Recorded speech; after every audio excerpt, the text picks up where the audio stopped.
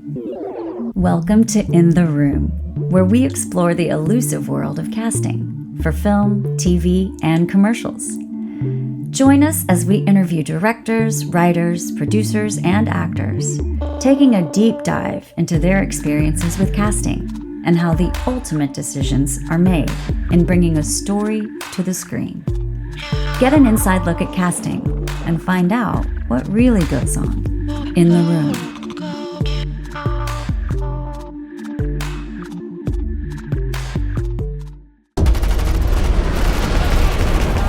Here they come. Going high. Roger that. Real sweet. They're on top of us. We can't stay here.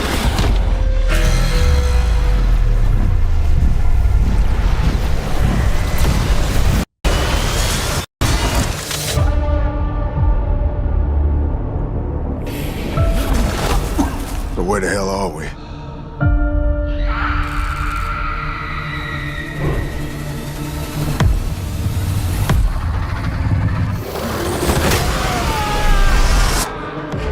Say we get out of here right now. That is good advice. Who are you? Stay close. Let's move. How do we know she's on our side? How long have you been awake? 30 years. They collected us first. We're livestock. What are they after? They're hungry. She's kidding, right? They will wipe out Earth. Why don't we just take the fight to them?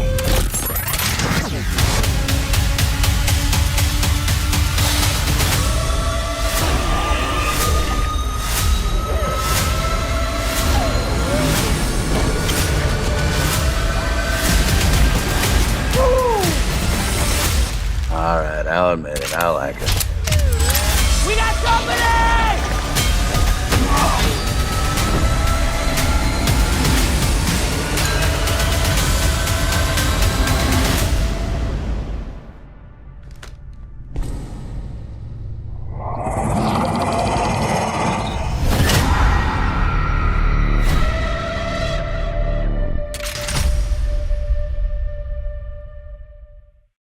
All right, everybody, here we go. Today on the show, we welcome back William Kaufman to talk about his latest sci-fi action thriller, Osiris, where he teams up again with Roosevelt Film Lab, who launched his last film, The Channel, in 2023. This time out, we're with a special forces unit abducted aboard an alien spacecraft. It's a tense, throwback space horror packed with practical creature effects, reminiscent of classics like Aliens. And it's scary, people. I was scared. Leading the team is our trusty Max Martini as Kelly, joined by Brianna Hildebrand, LaMonica Garrett, Michael Irby, Jaron Mitchell, and Linz Edwards. And if you make David it... Meadows. Oh, yes. And if you make it through the intense firefights, you will be rewarded with none other than the legendary Linda Hamilton to lead everyone to their final mission. But will everyone get out alive? Osiris lands Friday. Friday, yep, in theaters and streaming everywhere, and you can pre-buy and watch Thursday. Amazing. It's awesome. Fantastic. Let's get into it. So I was there the night you guys were here at Troublemaker, and it was insane. Did they start with that first? It was literally A and B, A unit, B unit, A unit going. Soon as it said cut, B unit going. Soon as B unit cut, A unit. It was like mayhem. I was like, "What is dude? You wrangled." It's just incredible. So if you're not familiar yet with a William Kaufman film, lots of amazing firefights. And if you love to just shoot 'em up and feel like a badass, this is your film. Like the whole first 15 minutes, I think I was just like, see, this is why I love watching his movies, because you feel like, there's danger there, sure. But for the first few, like, I don't know how long, you're the badass. Like you're definitely going to kick everyone's ass. Yeah. And it's going to look good. It's going to feel good, And that was what was going on. And then, oh shit. Like, here comes some craziness with this alien thing. And I can't even imagine how you do all of this when I know what you're working with. which is Well, I like mean, not that big budget, like, somewhere in Dallas or whatever. You just make incredible films for well, it seems like little to me. thank you. Yeah, I think that again that night was a crazy. There was we shot it in 2.5 days. It's about 12 minutes of action, and it was crazy because A unit was charging with the lead cast, and B unit was um, working the other direction with our insurgents, and then we would, we'd call cut, and then they'd be ready to do something. I'd say, "Okay, you guys stop. We're going," and it was run, run, run the whole night. And you guys, there must be, I mean, I guess I don't realize I worked with you before on your film Daylight's End. Yeah, you're And amazing. thank you. And so, like, from my perspective, I didn't see the choreography and like the fight planning that all went into it. But just the first 2 days of shooting on this film, like, how do you plan for that? Well, luckily we had a good friend of mine, a SEAL Team 6 guy. I'll call him Hammer. Is this his name? Of course And it is. Hammer, yeah. And so Hammer took them on about a 2-week boot camp. And a lot of these guys, like Michael Irby and Max has done 13 hours. He's done a lot of this stuff. They did the unit together for 4 years. LaMonica, again, on Lioness, has done a ton. And David B. Meadows is one of the team, and he played Gibbs, and he's actually a former SEAL turned actor. And Wow. so they went through that. So basically, they learned how to do everything. So other than like a typical movie where you're sitting there going, okay, now you're going to run to here, you're going to run to there. We had it. We had really rehearsed it. So it made when you have 80 people standing by and all that money just burning, you've got to know what you're going to do. And so the saving grace there was the preparation and the team we put around ourselves. Yeah, and it must feel good being in the trenches with, your usual cohorts, and you've got Max Martini there again, and you Yeah. guys are, like, used to each other, and you know the flow, and everybody's tapping in and tapping out, and they know where to go and what they're doing. It felt real authentic. Their Yeah. stuff felt real authentic. It felt like I was, yeah. I mean, this team of actors, and not just our male commandos, but also our badass women, Mhm. became really, really tight. They did everything together, and I think it made a tough job so much fun. You know what I'm Yeah. saying? Yeah. So that was a real joy. That might be one of your fortes, if I do say so myself, because Daylight's End sure was a tough gig, you Oh, know? Daylight's End was brutal. Brutal! Like, no AC, and it was, like, August in downtown Dallas in that old courthouse, and it's just brutal conditions, but it is I always go back to one of my funnest experiences on a film. It was you make it a lot of fun. I was just bragging about you the other day, one of the finest actors I've worked with. Oh my god, So, thank you. Will. and Such that's legit. Just watch the movie and watch her. William, I have to ask you, can you just walk me through a quick timeline of what it looks like from the moment your hand touches this script and you say, okay, we're going to make this, to that firefight? Like, assuming that was maybe like a day one shoot versus, like how much time goes into the planning and the pre-production of that sort of thing?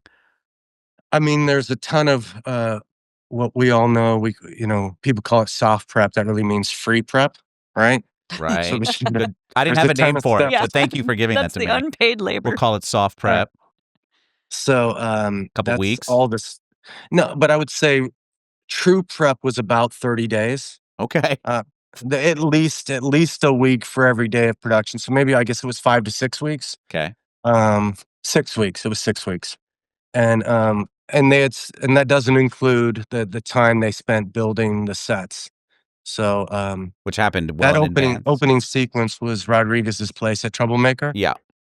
and then we just dressed it, and but everything else had to be built. So like for me, it's like the script comes in, and my collaborator, my creative partner, Paul Reichel, he actually came to me with the idea, and then I thought he was crazy. and then I kind of fell in love with it, and I found it pretty scary to do something like that, but it and then so we were, I would say, from concept to production, we were, I would say, about 8 months. Okay. Okay. So So there was some time development wise before soft production started and pre-production yeah, started in earnest, just to kind of like talk about the script, develop it a little bit more, flesh out the ideas a little bit right, more. right. And so during that time, is it just you and Paul, or have you already starting to have conversations with department heads and whatnot? I mean, there, it's Paul and I get after the script, Got it. and then once the script's done, I bring it to the boys, and Christian and John and Andrew and Isaac, my producers, they're best producers that I've worked with.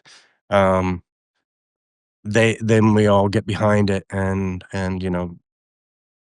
figure out what it's going to take, and then as much as as much as I can get it prepared myself, I need to have the confidence that I know what I'm doing, and so I think that's, for me, preparation is everything. So So you started at Troublemaker Studios, the shoot. That was the yes. first thing you did? So then did you continue to do the film in order? No, we didn't. We did our 2.5 days, our 3 days in Austin.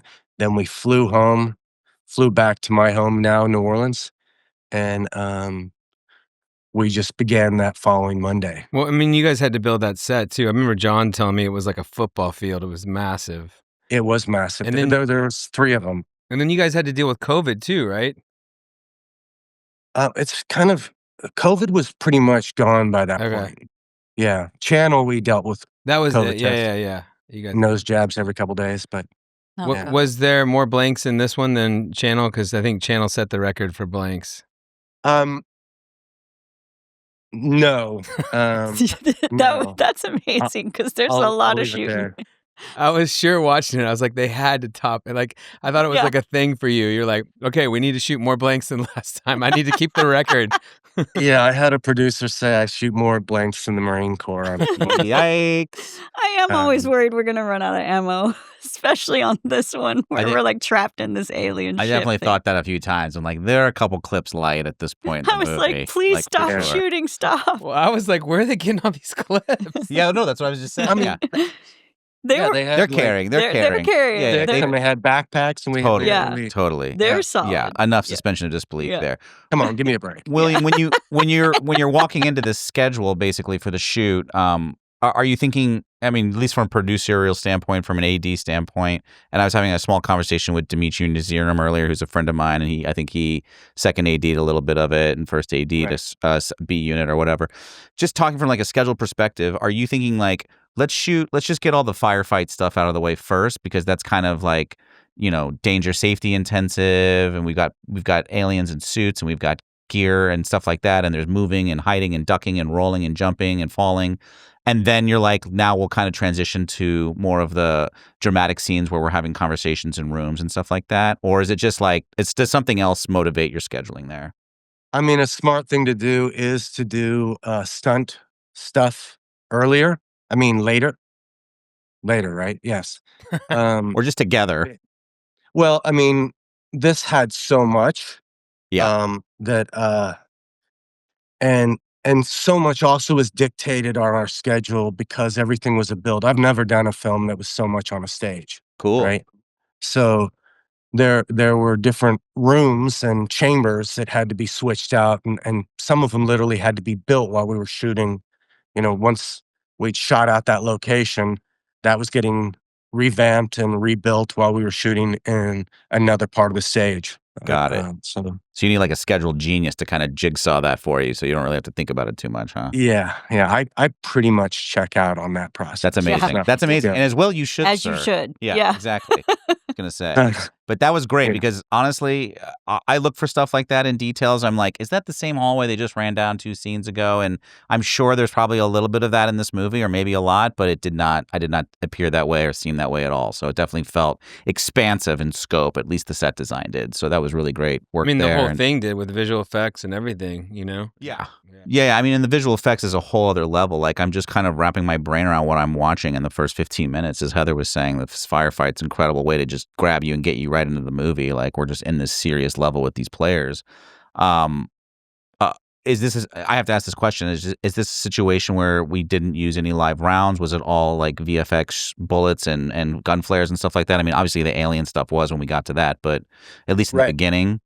All the stuff inside the spaceship had to be, we were at such close proximity for safety's sake, that we leaned heavily on VFX wise for that. Got it. But the first stuff at Troublemaker and whatnot was a little bit more practical? We had a little blend of things, yeah. Nice. It looked very seamless. It was a lot of practical. I was there. Yeah. John is clearly traumatized by the experience. So, job well done, Will. So, Will, is this your first go at like such a heavy visual effects movie? Because is this how was that process for you? It was kind of scary. I mean, I'd always, to go into a big black box. Yeah. And with lines taped on the ground. Yeah. And you have practical things that the actors can actually physically interact with, but everything else is our imagination. Yeah. So that was a little scary. I knew who was behind it. Burning Tractor out of Dallas is top-notch VFX guys. They had a guy with you, just next to you on set, holding your hand, taking you through it. Oh, Wes Myers. The owner of the company. Yeah.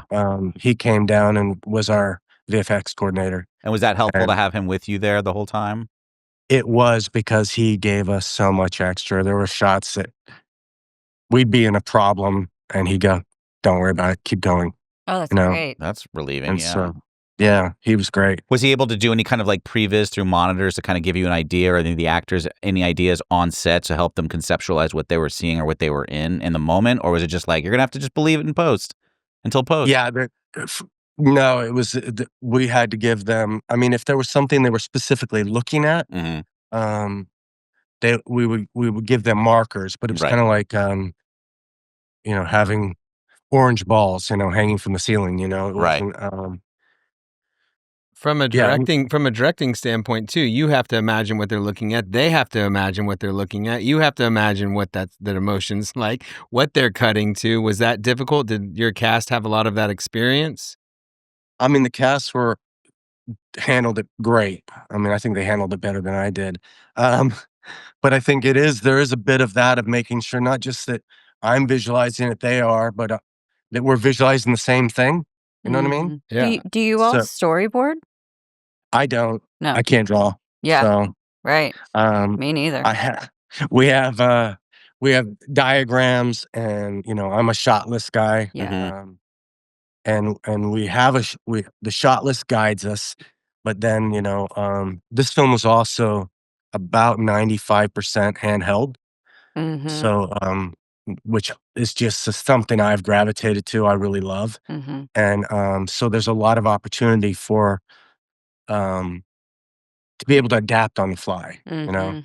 So, and I thought the cast did an amazing job of that, because they all seemed to be the same tone and same reaction. It wasn't like you guys all seem like you're on the same page with reacting to the visual effects stuff. Yeah, I think so. I mean, I think, and again, I go back to the cast. They were just so locked in and focused, and you guys know how it is. I mean, you have one person who's not happy and doesn't want to be a team player, and it makes it a really rough experience. It just takes one. Mm-hmm. Yeah. And we were a little family. It was great. So, William, I mean, you've made a couple movies with this scope and a lot of players involved and stuff like that. Do you still get nervous when you walk on a set in the morning? Are you still thinking about, like, I have to do this for everybody and myself and blah, blah, blah? Or, I mean, there are, I would say every time, the first day, there's always a bit of that. Yeah. So, but then you it's settle literally, in. yeah, literally after the first hour, you're like, okay, you know.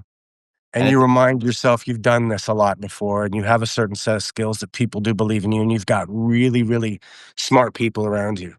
that's great. One of which I think is joining us. Yeah, I think we're being joined in progress. Oh, hello. John, It looks like you want an Christian is intro? joining the chat. It looks like we'll see if It looks like he's dropping in. There he is. Hey. Look Hey, at William. Producer How are you, sir? extraordinaire How y'all Christian doing? Sosa has joined the chat. Hi, Christian. Hi. Howdy, how you doing? Good. How are producers you? aren't typically late. I think it's the actors. Yeah, well. We were just talking to William about nerves on set and the incredible job that you guys did in sort of getting this from script to screen and making it feel as expansive as it was and entertaining as it was for whatever unimaginable small budget dollar number that you guys had. It's such an impressive feat, honestly. No, I mean, William is like Mellow Yellow. He's just cool, calm, collective. He knows what he wants, and he's always like, "Hey, this is what we got to do next." No, he's awesome. He just like he just knows what he needs and wants for the scenes and the actors, and everyone steps in and helps bring it all to life. Those are facts. Yeah. And Will, were you a big sci-fi fan before? Because this is kind of your first venture. And were you Terminator, Aliens fan before, or? I mean, my daughter's name's Sarah. So I was a huge Sarah Connor fan. Okay. Oh. Jeez. This yeah. is a dream. Cat's out Yeah, of the career bag. milestone here. Hey, so, well, let's just. I grew up on that stuff. I love those movies. Yeah. Oh, man. Yeah, they're great. I could So- see the homages in it too that you guys did to Aliens and to Terminator and stuff like that. Yeah. Yeah. So, We definitely winked once or twice. Yeah. elephant in the room, how did you get an amazing Linda Hamilton, like, to be involved? Like, how did this come about? Originally the role was written for a man, and we were trying to figure out who we were going to go with, and we had an actor, and that it fell out, and I suggested Linda. Linda lives here in New Orleans as well, and my producing team went and got her, Oh, wow. and she and I met and talked, and she's an absolute treasure. I love her to death. Most down to earth, just fantastic, smart, invested actor. And we just had a really good experience, and I felt very blessed, and I hid the fact that I was a little fanboy for as long as I could. Oh, wow. That's what one Oh, does in those situations. Will you did the right thing. That's so And awesome. so Christian, she was playing authenticity because you just picked her up off the street and then took her to the set and she didn't know what was going on and you wouldn't let her go, or what happened? How'd you guys? Because I remember it was a pretty last minute thing, correct? Yeah, we were already filming, I believe, right, Will? We were. Oh, wow. I believe so. Yeah, Um, She saved Yeah, the we- day. And we had an actor, fantastic actor, who ended up having some health issues and couldn't do the movie. And so we were scrambling. And Sometimes Christian a happy moved accident on. there. Wow. Art imitates I- life. Linda Hamilton saved your ass. it's funny because I remember saying to Linda, I said, she said something like, hey, I know I'm not that, but and I go, oh no, you're way more alpha. You were the best Yes. choice. So, Hell yeah. That's awesome. Hell yeah. That's amazing. And she's great. Yeah, she's 100%. Yeah, phenomenal. And I love and honestly, look, I mean, I get that she was in a small part of the movie, but you get some of these movies sometimes where you like, the producers are like, I want my money's worth, and they just cram them in there from point A to point B, and they have to like plod along in the entire movie, and it does. She was just very like surgically put in, and it just served the narrative, I feel like, so well, honestly, in the part she did. So again, kudos to you guys for making that work as well. thank you. And it was a tough part because, as you guys know, her character had to deliver the majority of the exposition, Mm-hmm.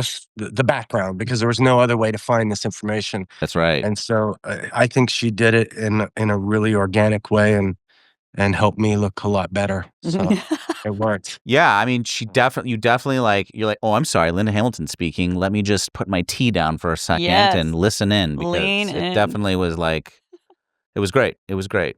Cool. And it's just written really well too. It's not over the top. The Marines' dialogue's very economical. Yes. It's very precise, and so you don't get this sense like you're not sitting there like twiddling your thumbs going, oh, okay, we're in exposition mode. It's like, give me just what I need and we're moving on. And so again, Right.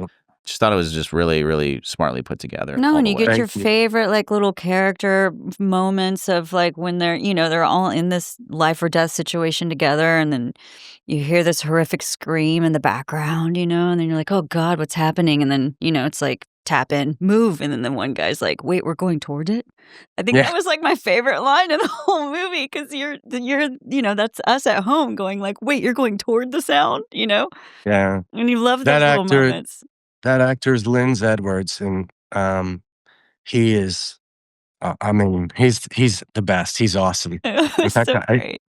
I just did another film with him, so Oh, that's great. I think he's gonna go places. This is a great role for him. We also noticed, or at least I noticed, that we didn't really even see like American flags patches on their gear, but we did see some Texas flags, which was really awesome. I think a lot of people in Texas are gonna just be Yes, like, I gung was. ho, Yes, for pretty sure. cool. Yeah, we did. The backstory there is that these guys are they're CIA operatives, so they wouldn't have any. Yeah, They're not wearing matching uniforms. One thing that's really difficult when you do a military movie is everyone's in the same thing. Mm-hmm. So it's hard to identify who's who, yeah, and we made an effort to make sure these guys um, looked had their own individual gear and kit and all that. yeah. So I That's call it so Jay cool. Saki. I kind of get it from yes, the Taylor Sheridan world, where it's like yes, you just have an amalgam of people who are coming from different places, but they are clearly working for one entity, and that entity doesn't want anything to be known about who they are. So they're fairly like nebulous with their look. right. Look great, The honestly. the look. Speaking of look, the look of the film was super interesting. What was your sort of ideas around that? Um, uh, if anything, that's probably a throwback to the Ridley Scott universe and the just really going that noir and not being afraid to be dark, you know, um, because I think it's what's scary is what you can't see, also, Mhm. right? So, Yeah.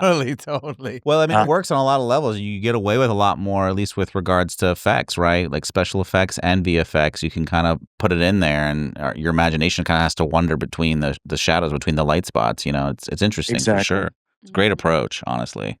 What did you think was gonna be the hardest to create, like, from script to screen? What was probably the most nerve-wracking, complicated that you were like, "Oh, how are we gonna pull off that I think for spaceship," both or of you, whatever? yeah, for both of you guys.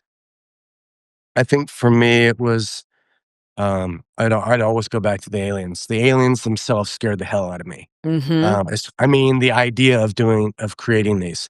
And so that was a big thing is like, if we didn't invest in the right guy and the right house to do that, this could go away as a big black eye, something we don't want to do. Totally. So, Didn't you feel that's kind of that way with Daylight's End as well? Like, didn't we kind of always feel like the creature, the monster has to be just right? Or you're a little bit like, that's the nerve-wracking part, right? It's like if it doesn't scare me, then there's no conflict, I guess.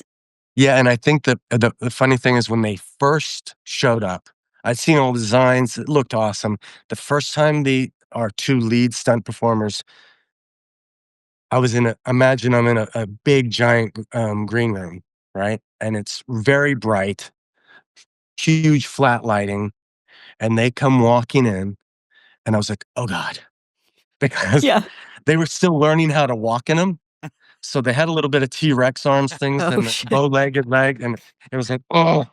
Yeah. And, It's and a then I think it's a John fine Robleski line too, actually. right? Like, between, like, you're really pushing the envelope, like, you're really having to commit to, like, Yeah. it's either gonna be scary or you're gonna look like an idiot in this big monster costume. You're either gonna look really scary or it's gonna look funny. 'Cause Well, I think that's the same, like, for you, you talk about Daylight's End, running away from a bunch of people making groaning noises. yeah. Um, I if the actors and the team are not committed to that being real, then it just looks horrible. Yeah. It's Well, it Embarrassing. looked real. They were These- not sexy at all. No, these alien monster things are really, really good. scary this and time. it was a look like, too that I've never seen before. Me neither. Yeah. They're kind of like, I don't know. They kind of feel like you didn't like push it too far out to where it's like nothing I've ever seen before, so it doesn't scare me, but it also doesn't look like the same old thing. There's something just right about them. I found them really, really scary. That's awesome. Yeah. Yeah. The sounds too, whatever Johnny Marshall had going on in the studio or wherever all that came from, I felt like their sounds were just right too. They were heavy, Yeah. just a right amount of squishiness. It was just like every time they were kind of coming around the corner or whatever, I was like, oh God, I don't like The wetness. Yeah. The wet. Yeah, The Johnny moist. Marshall, Yeah. our designer, is a maestro. He's Yeah. insanely talented. He's Lowry's guy on everything. He's done most of my things, most of my movies, and he literally was asking me, okay, what is he saying here? Like I was supposed to give him a script. What of is the monster saying? What is the lead villain saying here? And I'd literally write down, like a script for him that then he could. I guess he had certain sounds that represented certain things, like he made his own little language up or whatever. But Wow. Well, in the was fight pretty great. scene between Martini and him, it was like you saw some personality, which was cool. Yeah. Like Yeah. you saw, Yeah. saw sort of like personality of it. The monster had motivation Yeah. and reasons Yeah. for why he was existing and acting the way he was. And that makes and it just walking scarier. around like a badass. Yeah. And that stunt performer is Stanley White. And Stanley, he was just in Sinners here in New Orleans. I mean, he's just he blew up after that movie. He started working for Todd, and then he kept being used in different big creature feature movies. And so he is an actor. He is truly an actor. He went to university for drama, and so all of the way he would carry himself, the way he also did play some of the other characters, but he had different mannerisms for each character. It was really exciting and amazing Yeah. to see something. That's I a- hadn't expected to see that level of Professionalism. performance. That's a special skill because he's in all that garb, and he's got to know how to move extra and like for it to come Well, and through. how it comes off too, right? Yeah, he's still Because communicating it's one thing to us. feel it inside the suit, but then it's like to see how It's still got through, Yeah, yeah. communicated to and the us. emotion Yeah. of it. Yeah. So And Christian, that what? is I'm sorry, go ahead. No, No, you go. go. I was just going to say that, and it is a brutal job to be in that costume Yeah. and have the head sits up on top of their head, essentially. Right. Oh, And then you have yeah. the puppeteer doing the animatronics. Wow. But Oh, so the yeah. physical endurance and uncomfortability was to do all the fight scenes and the running and hacking and slashing was Yeah. pretty amazing. So Christian, what was going to be hardest, do you think, for you to take from the script to the screen? What were you most nervous about making real? No, I mean, like the whole team, the whole producing team. I mean, I think everyone had their own, just, hey, this is what we need to do to get it done. But I think it was a really big deal to build the spaceship, to really design everything and get the crew together and team, and a lot of lumber, a lot of cutting, a lot of painting, a lot of moving, a lot of practicals. It was my first time seeing that scale and level of build, and it was just like, I would pop in every week and just see like, how is this going to happen? And then, weeks and weeks and weeks later, you're like, wow, it came together. But it's just by the amazing team who's just chipping away every single day, creating every room in the ship and how it needs to be. And one of the most coolest ones was, I guess, the blood room. Or I don't know what it's Oh, called. yeah. Barf. That was that was The blood really tank. intense. Yeah, the blood Yeah. tank, and I think after that we had lunchtime, and so they Oh, you're like sushi. we have a great BTS photo of them like having lunch, and they're just all just came out of a bloodbath. It was great. Oh, They were having Oh. tomato soup. Yeah. Ew. yikes. I don't know. To me, that was the Star Wars moment when they get in the trash That compactor. is. Yeah. That was my Star That's Wars. the to trash watch it. compactor for Yeah. sure. So this is a studio in New Orleans right now that's working. You guys, it's like square footage there on the ground in New Orleans proper. Yes, it's Blaine Kern's Mardi Gras Studios in Cool. Algiers Point. Okay, cool. And that's I guess you were saying it's a massive space, right? You built a massive situation there. Yeah, I mean, it used to be, Blaine Kern is Mr. Mardi Gras, so it used to be the storage for all the floats. Oh, So you can wow. imagine Oh, it wow. it is like 3 giant stages, right? Wow. And there's a couple others, but I have a personal relationship with Blaine, and he really looked after us and helped us make it happen. That's great. Let me ask you this: how much fun was this? Yeah, right? It was a lot of fun. Jeez. I'm telling you, man. It's We fun we making these started going to movies. my local little Irish pub, Oh my Yeah, you gosh. did. and so on Friday nights, we had our little rap parties every Friday night, so all the Yo. actors, and it was a blast. We became a real family. It was great. Yes, you do. For Daylight's End, it was the Candlewood Suites. We were Oh all my god. we were all holed up at the Candlewood Suites, That and they that was the yeah. they didn't have a bar in there, a hotel bar, so we'd have to go elsewhere, but it's fun. It's fun making these movies.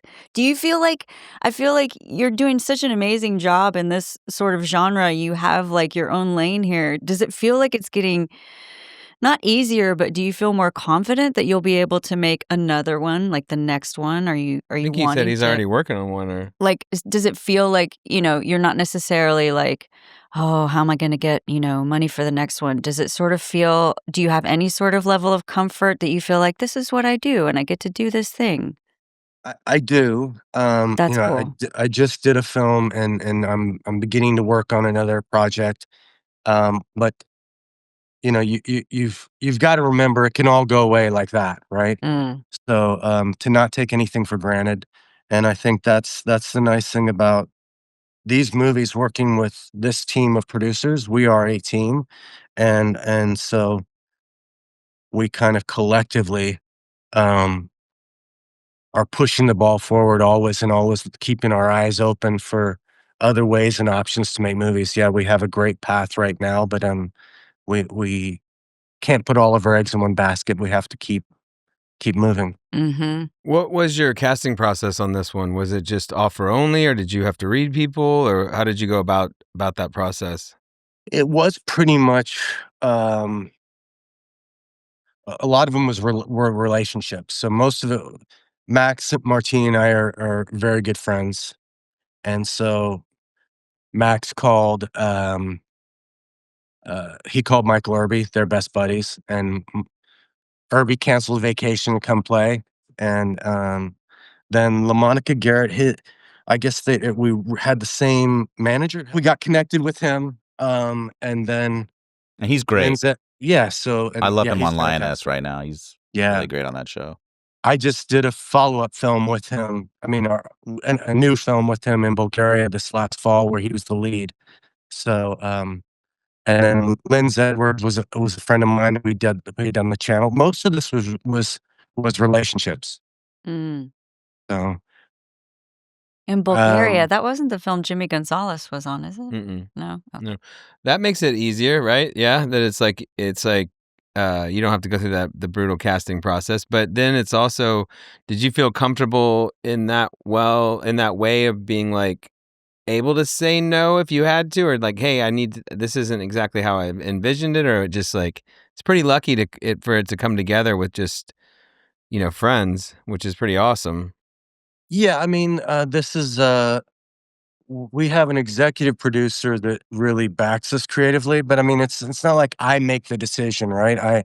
I put forth what I believe in, and then the team talk about it, and we all move forward together. And there's situations where I want to go one way, and let's say another one of our team doesn't wants to go, because the obvious thing is this is such a it is a show, it's show business, right? Not show fun.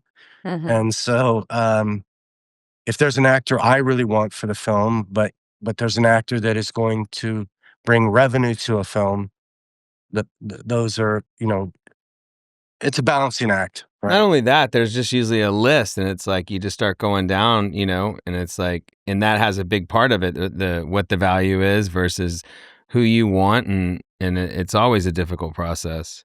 The problem is it's the same list, right? Oh, yeah, yeah. Everyone's got the Well, same list. Everyone's going until with some someone else pops, right? Like Walt, Right. we've been saying Walt forever, Goggins, and then he pops, and everyone's like, "We won't Walt Goggins," and we're like, "We've been telling you this for years." Yeah. Yeah. Mhm. I mean, there's a bunch of actors that I'm always recommending, and then, I'm like, "You can get them now, and trust me, I know what they're doing, and they're gonna take off," and then it's too late by the time, for the most part, because they've popped, and now they can get the price that they want. And Right. John gets to say, "I told you so." Yeah, which is awesome, which is my favorite the best part. part. Yeah. That's a great part. Yeah, I mean, you got a good bunch of people on screen there, and they definitely, like I said, I think it's a very economical film in that it doesn't give too much, and it serves exactly the narrative as it's supposed to. Thank you. Do you think about like the end game for each of these films, like when you get to wrapping? I know you're probably jumping into an edit situation, and you're there, and you're dealing with color and finishing and all that stuff, but or is it this thing where it's like, okay, I'm passing the tray to my partners now, who will now handle distribution, either North America, globally? I mean, is there a conversation ever about festivals with relation to this price point film, or how does that circulate in your head? Yeah, I mean, I'm always at least part of the equation.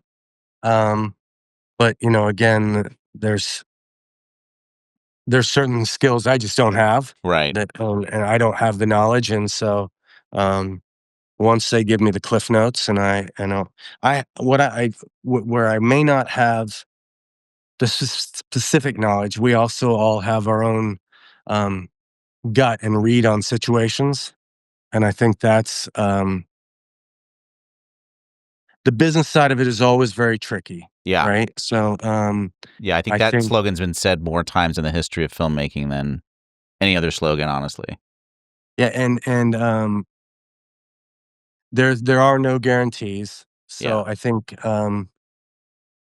yeah, it's tough to get too you kind of have to eventually let go to the people it's like I say, it's like there's certain jobs on set I can do. If I'm the best person at it, then we've got a problem, right?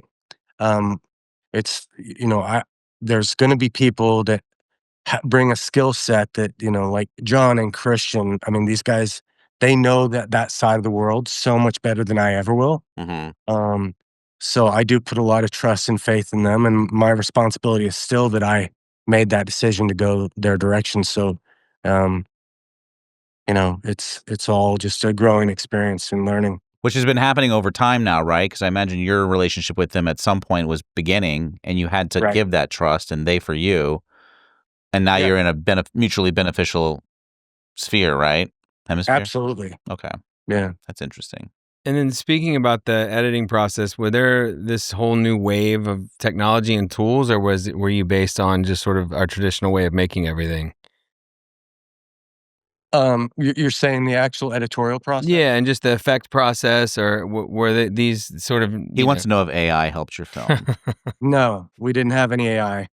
But Anti. VFX, Burning Tractor did that. But as far as editorial, no, it's kind of all old school. We use DaVinci Resolve. Nice. That's our go-to platform, and yeah, we do everything in house. This is our little studio. So this is the room we cut it in. Are you embracing new technologies, or where's your stance on that? Yeah, I mean, I am. And again, I mean, we didn't use any AI because I don't think there was any when we were at that point. Um, that That's how that could have fast it's been changing. Yeah.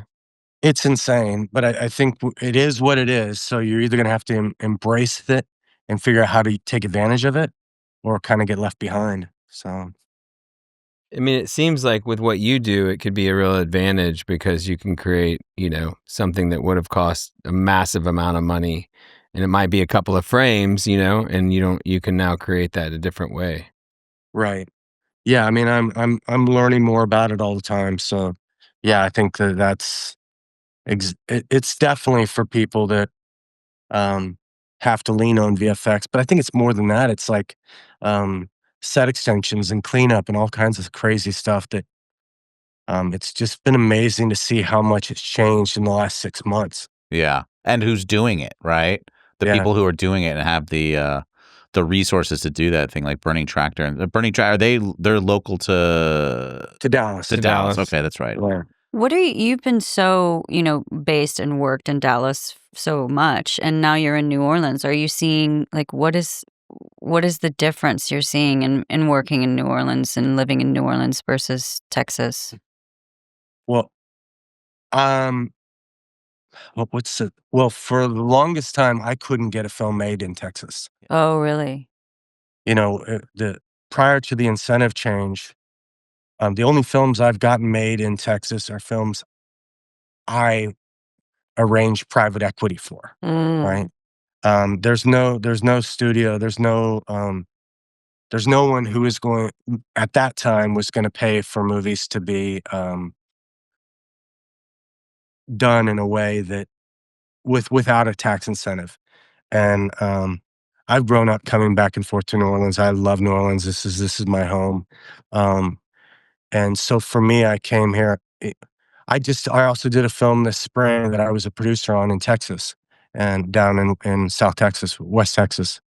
And so, I know I'm going to shoot a movie again in Texas. But it just, for me, being a writer director, we get another 10% as a Louisiana resident. Mm-hmm. And so there's just so much incentive, and they've done, it's just been we've done 2 movies here, and it's been a very generous incentive, Mm-hmm. and it's just gotten better. Yeah. So, And there's just a little bit of crazy there, so It's a great, it's fun to. It's just the right I fit amount of in crazy. perfectly. Yeah, I Yeah. love New Orleans. Just out of curiosity, Louisiana, is it a tax-based incentive? Like you file your taxes in the year, or is it grant rebates? Like you get that cash immediately? No, it's a tax incentive. Got it. Yeah. Pretty cool. So you will make your next film there. Is that what you're thinking, or? I may. I'm again, the last one I did was in Bulgaria. I've done a couple movies there. Which has its own incentives, right? Which is Yeah, and attractive. they just got incentives. Yeah. So that is, but it's specifically geared towards smaller films because they only give incentive on up to €1 million. So I mean, if you've got a $20 million movie, that's not a big help, right? Right. And so your film that you made in Bulgaria, what's the script? Where does the script take place? The script takes place in the Ukraine. Oh, In okay. Ukraine. No, so Yeah. uh, Just curious because we did shoot a film that was supposed to take place on a Texas golf course, and we went to Colombia. because it's more cost effective to shoot on a golf course in Colombia than shut down a golf course in Texas for. Well, isn't that crazy? in the one that you just did in Marathon here in Texas, that was like off grid, and you guys were remote, like in a remote place. How was the experience here in Texas for you? I mean, one, just the difficulty of being so remote. The hardest part about it was we were so remote. We were in a town of 400 people. There were no stoplights. The closest Walmart was 2 hours away. I mean, it was being out on an island was pretty challenging. I mean, I had Texas crews, so of course we had a good production, and that side of it was the cast and crew. It was great. It was just thank God we did it when we did, because even in February, how hot it got so quickly was the physical side of that was challenging as well. Yeah. When I talked to John, and I was like, I would have a heart attack being away from my email and my phone all day, not knowing what's coming in. But it's such a blessing, right? Because it's like you guys are just not. It's on set, everyone's like in between takes on their phones, just doing stuff. So it must have been nice to be just isolated and all you guys focus and be kind of a family out there. Yeah, it was a little different experience for me. The John was what I call a real producer. I was a producer. I mean, I was at the same time. I was back at what I call my little Breaking Bad Airbnb. So I was I look like I was human trafficking in this place. And Oh boy. I was editing a movie, so I was in the process of cutting. So I would be there, start of day, end of day, lunches, that kind of thing. But they were also another 45 minutes out of the town from where I was. Mm. So I had it much easier than John and the Will keeps showing up at producers. lunch and at dinner. It's so Yes.